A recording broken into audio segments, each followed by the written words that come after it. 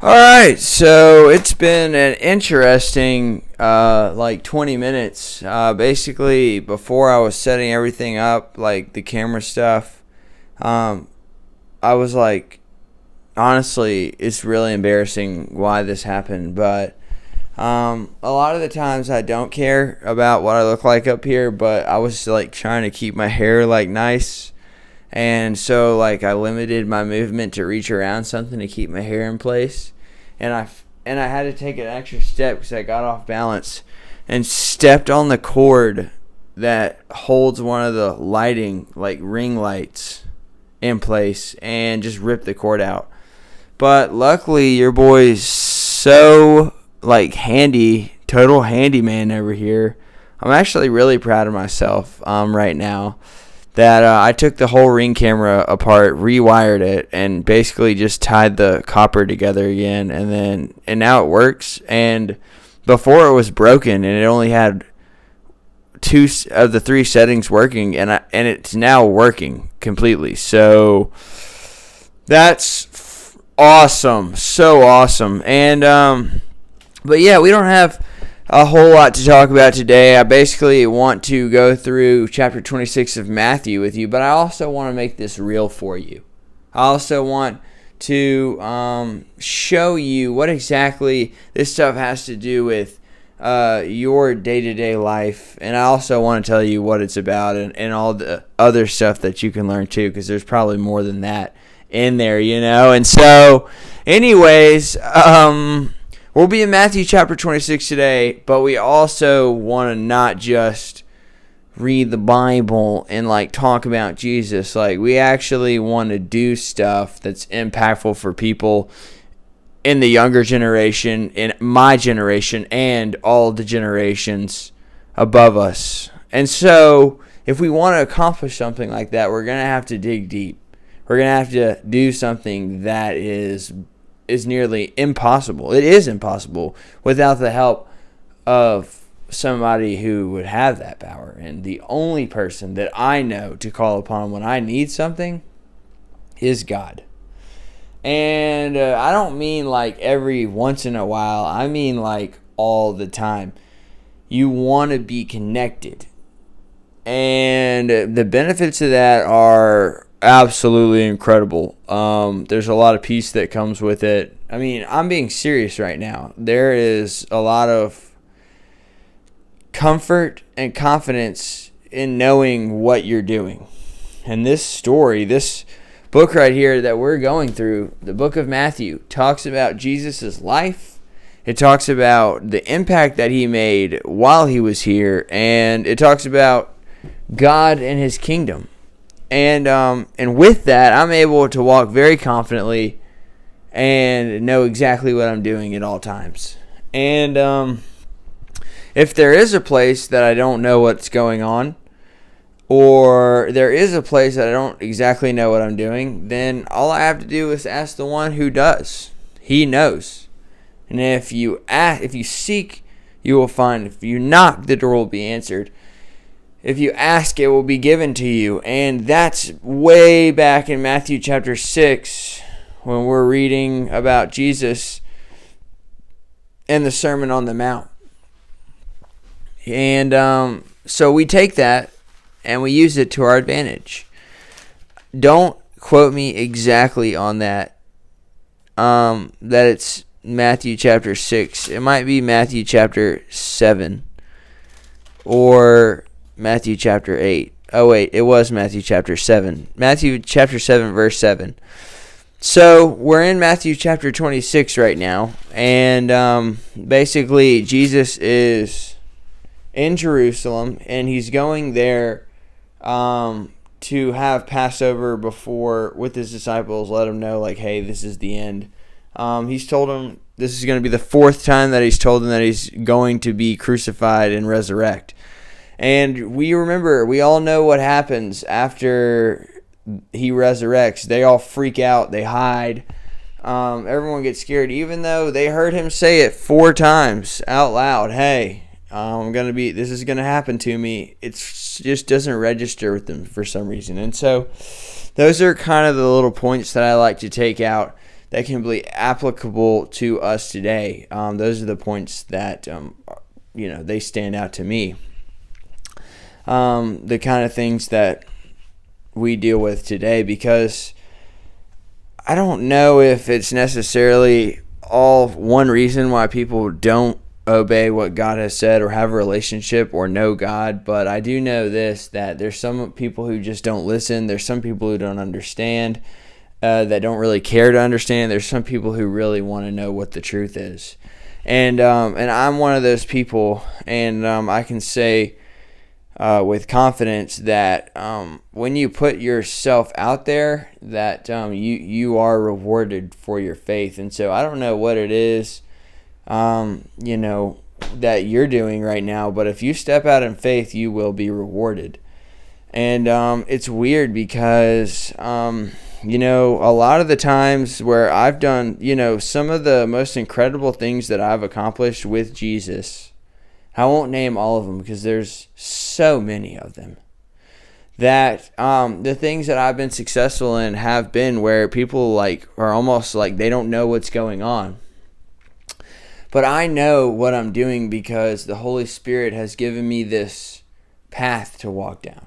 And it's almost like somebody whispered in my ear, hey, go this way, or take a right, or take a left. In Isaiah, it says that the voice of God will be like a voice, a whisper in your ear, go this way or that way. And that's kind of how God speaks to us. I know a lot of times people wish that it would be a directional and immediate thing. Hey, you're about to go through some hard times. You're still laying in bed and you're listening to God. He's like, you need to do this right now because it's going to prepare you for the season to come. No, God doesn't talk to you like that. He basically just said, it's like a whisper, like Isaiah said, and he'll tell you to go to the left or go to the right. And the reason that so many people have a problem with this is because they're not listening for God's voice and they don't hear it. And he might be talking to all of you, and he might not be. I don't know what he's doing exactly, but I know if you seek him out, that he'll accept you.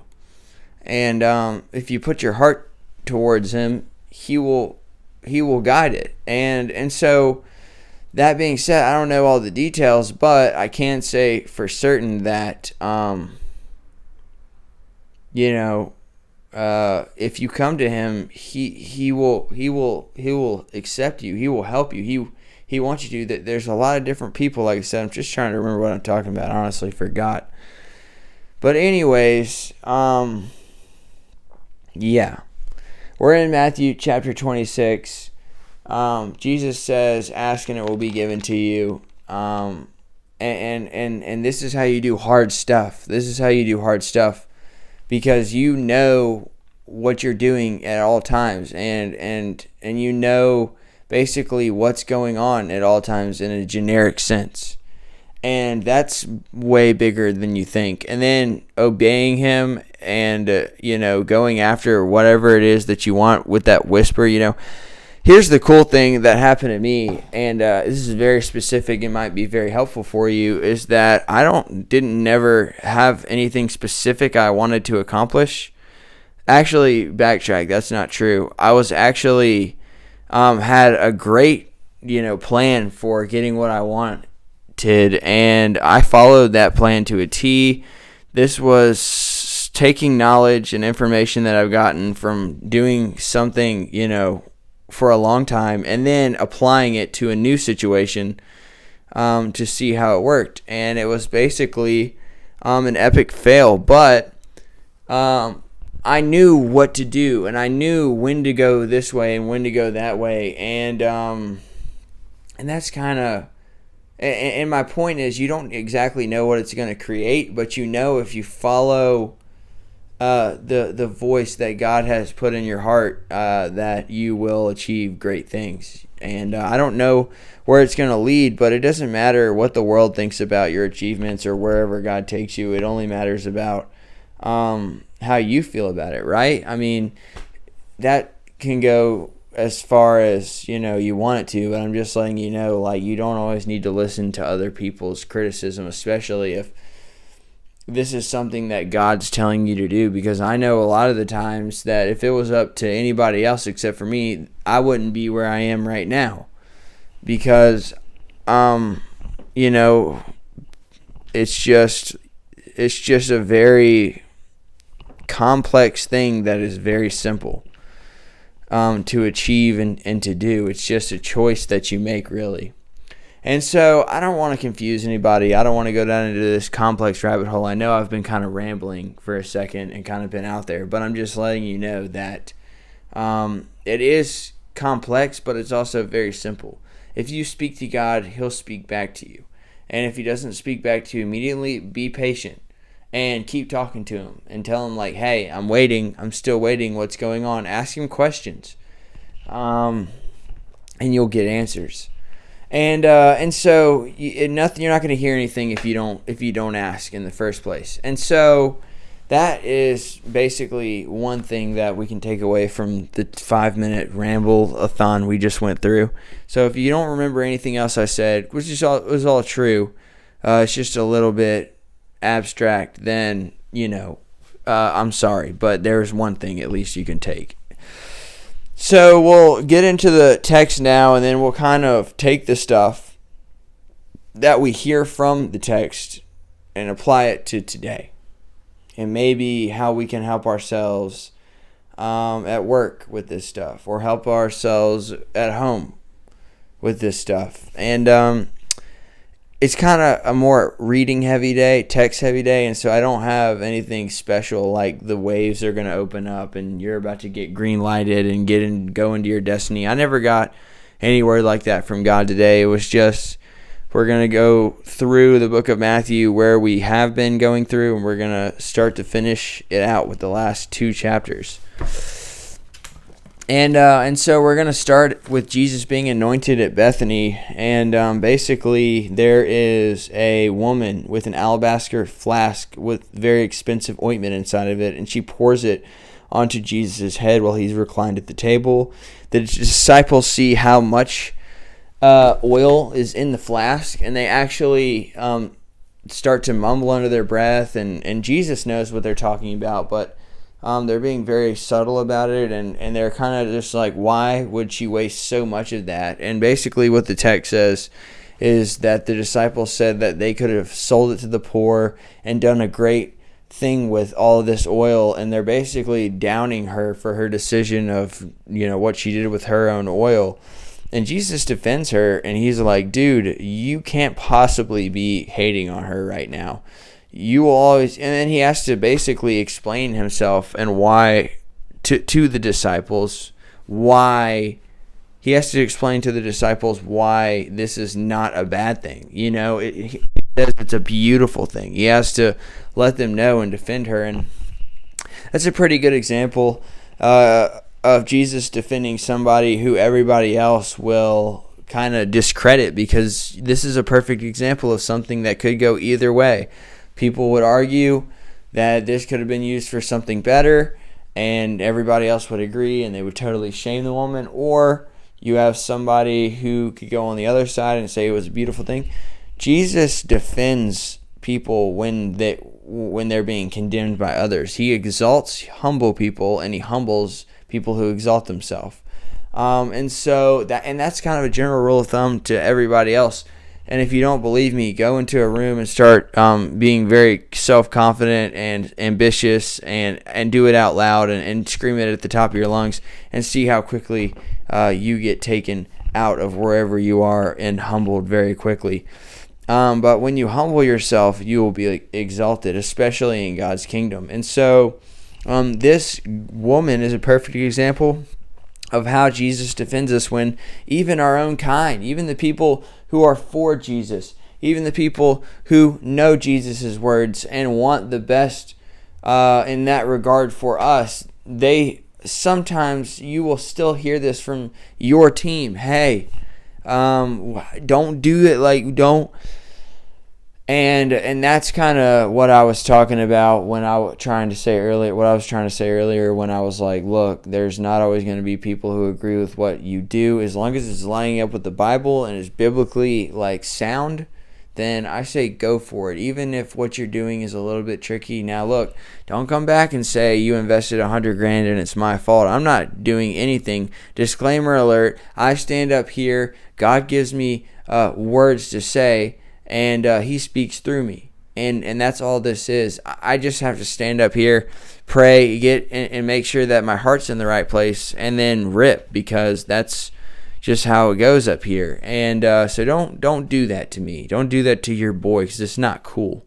And you don't want to be not cool, right? Exactly. That's my point. And so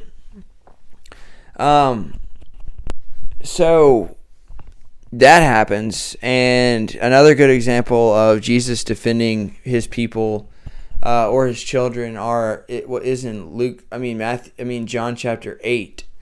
The beginning of John chapter 8. And basically, there is a prostitute who goes or is basically discovered to have been in this man's house. She's caught red-handed, and everybody's ready to stone her. And basically, Jesus stands in front of her, and he says,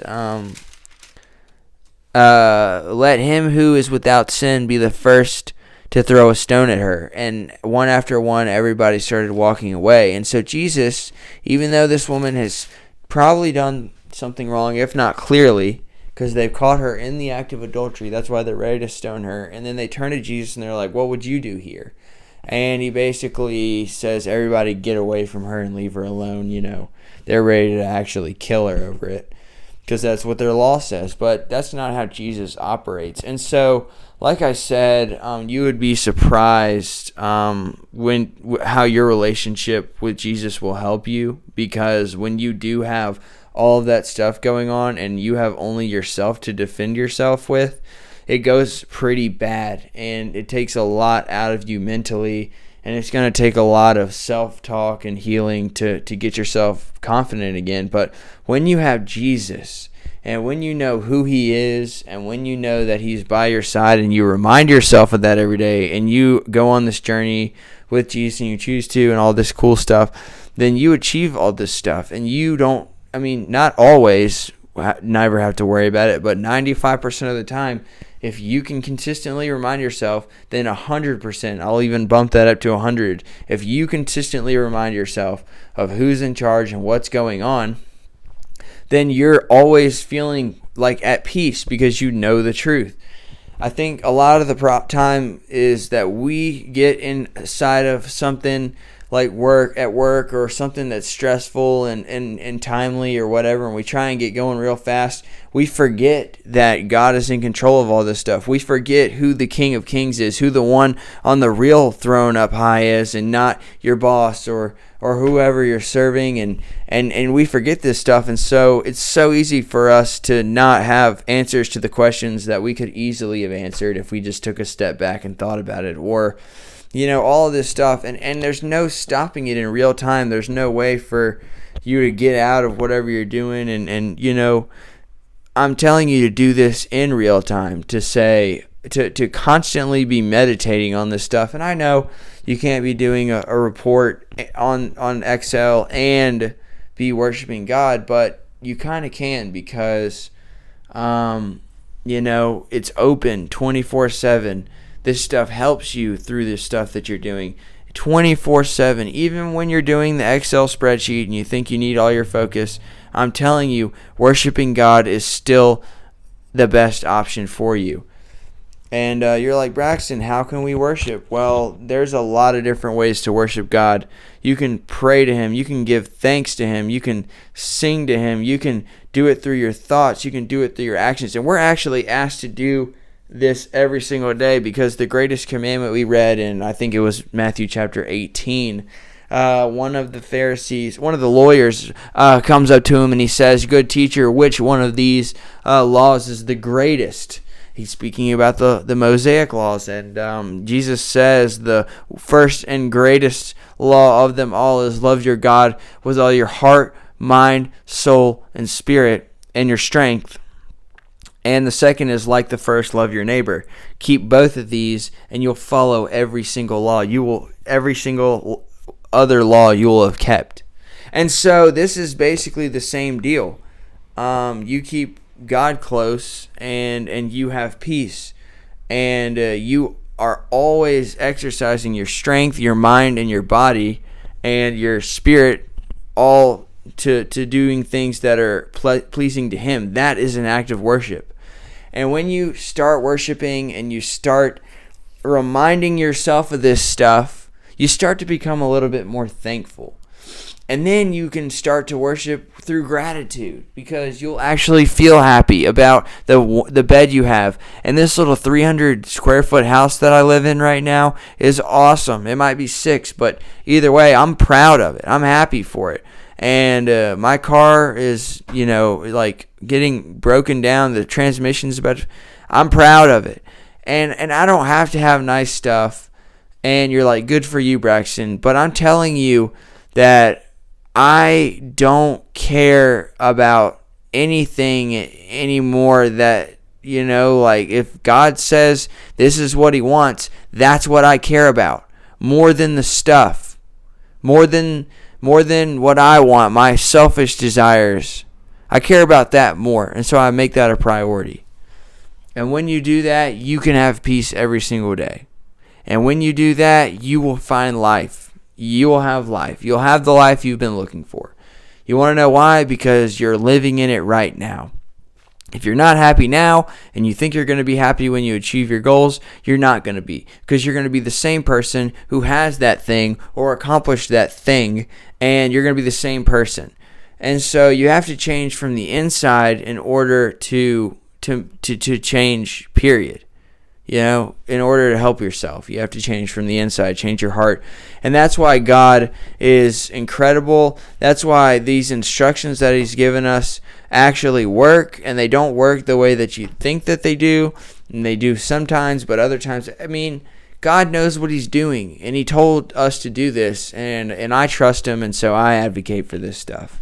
Anyways, we'll go on. After Jesus was anointed at Bethany, He betrays Judas. Judas betrays Jesus. Judas says, it says there was one of the 12 whose name was Judas Iscariot, who went to the chief priests and said, "What will you give me if I deliver him over to you?" They said they'll pay him 30 pieces of silver. And at that moment, he sought an opportunity to betray him. Then Jesus has Passover with the disciples. Now, Passover is basically something that they do once a year to commemorate, to remember, to celebrate them leaving their exodus from Egypt, the Israelites being free from slavery from the Egyptians. And you remember that there is a Passover. There's an angel that passes over all the doors and of the houses, and if there's not blood over the door from some animal that they slaughtered or whatever the specific instructions were, that their firstborn of that house would die. And this is what they're doing right now. Jesus is with His disciples, and they're about to eat Passover. But before they do, in the story, it records that Jesus said, go to a certain man and tell him, the teacher says, my time is at hand. I will keep the Passover at your house with my disciples. And the disciples did exactly as Jesus directed them and prepared the Passover. So this is just like in chapter 20 when Jesus rides into Jerusalem, and he tells the disciples to go and get a donkey and bring it to him. And he tells them that all these instructions, and it's crazy because everything plays out exactly the way that he said it would. And this is what he does here as well. See, in Matthew chapter 21, he says, go into the village in front of you, immediately find a donkey tied with a colt with her, untie them, bring them to me. If anyone says to you anything, say the Lord needs them, and he will send them at once. And all this took place to fulfill what was spoken by the prophet. And then it goes on to reading probably something from Isaiah, but I don't exactly know. My point is, this is not the first time that Jesus has said, do this, this, this, and this. Everything works out perfectly. He knows what's going on. Duh. That was a ding-dinger. He does. He's God. And so everything happens the way he says. They go to this guy's house, and he lets them eat Passover there. And then during the Passover, Jesus institutes the Lord's Supper. But this is after he says, truly I say to you, one of you will betray me. Everybody was sorrowful and began to say to one another, is it I, Lord? He answered, he who has dipped his hand in the dish with me will betray me. The Son of Man goes as it is written of him, but woe to the man of whom the Son of Man is betrayed. It would have been better for him if he had not been born. Judas, who would betray him, answered, is it I, Rabbi? And he said to him, you have said so. And so that's wild, but that's how it went down. And so Jesus knows. He's told them already, I'm going to be betrayed, crucified 3 times. And he's sitting at the table, and he's told them once again. Or he will tell them once again. And then the institution of the Lord's Supper comes in. I'm sorry, I'm looking for something right here that I saw earlier that that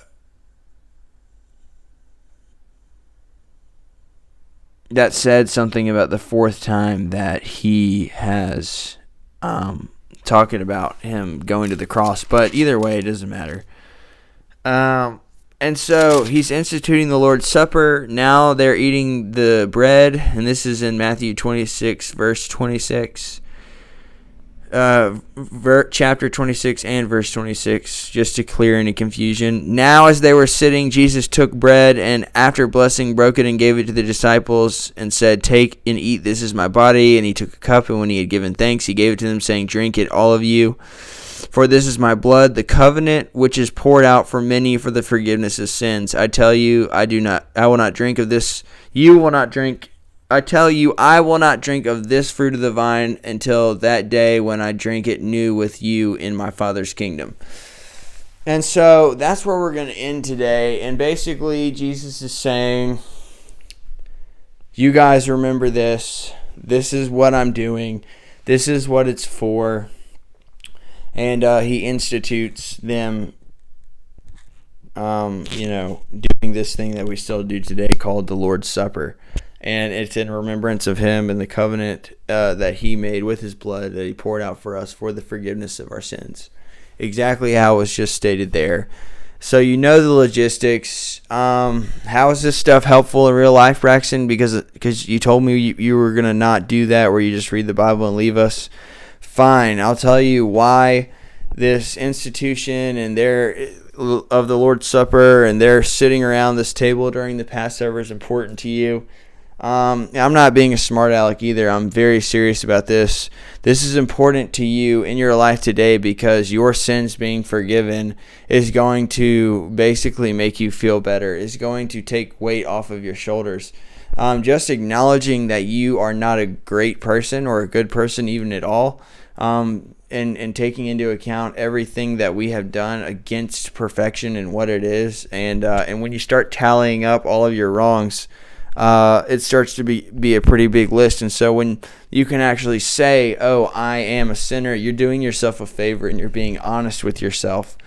And then the next step is to know that, hey, even though I am not a good person, I don't have to feel bad about it because God himself, the person who I'm comparing all of this stuff to know that I'm not a good person, said that I can be forgiven and that I can walk clean with nothing on my conscience if I turn to him and speak to him about all of the things that I've done wrong. If I approach him with my problems, then he'll make them better. And so basically all I'm telling you is that through what I just said, through what I said earlier, I'll tie it together in a nice little bow.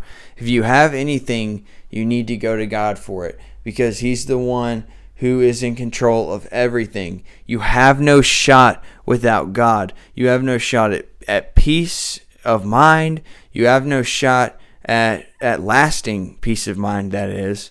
You have no shot at achieving anything worth anything valuable internally, not just physically, but anything valuable you're going to miss out on because you're going to build a house and the storm's going to come and blow it over, and then you're going to be sad because the ruin of that house will be great because your foundation was on sand and not on Jesus's words. So, yeah, that is as nice as I can say that, and that's why this stuff is helpful, because even the institution of the Lord's Supper, like I just said, is there to remind us that, like, this is what he did for us. And I'm telling you, you need to sit down and remind yourself, not even sit down, remind yourself throughout the day while you're doing your stuff, while you're eating lunch at work, while you're in the middle of your work. You need to be reminding yourself of the truth so that you can stay alert and on guard. Just like Jesus said to us last chapter, in chapter 25, when he says, or in 24, when he goes through the whole chapter and he tells them about the signs of the end of the age and how it will be like a master who comes back before his servants were thinking he would be back. And so, yeah, treat it just like that, like we read in Matthew chapter 24. And so we'll get back to you on the next video. And, hopefully we can get you what God wants you to get.